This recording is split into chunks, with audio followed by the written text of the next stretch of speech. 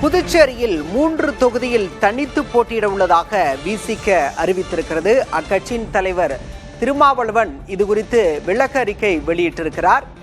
ஏற்கனவே இந்தியா கூட்டணியில் தமிழகத்தில் இடம்பெற்றிருந்த மார்க்சிஸ்ட் கம்யூனிஸ்ட் புதுச்சேரியில் தனித்து போட்டியிடுவதாக, அதுவும் 3 தொகுதியில் தனித்து போட்டியிடுவதாக அறிவித்திருந்தது. இந்த நிலையில் தற்போது விசிகவும் புதுச்சேரியில் 3 தொகுதிகளில் தனித்து போட்டியிட இருப்பதாக தெரிவித்திருக்கிறது. கூட்டணியில் 3 தொகுதிகளை கோரிய விசிகவுக்கு சீட் வழங்காத நிலையில் திருமாவளவன் அறிக்கை வாயிலாக தனித்து போட்டியிடுவதாக அறிவித்திருக்கிறார்.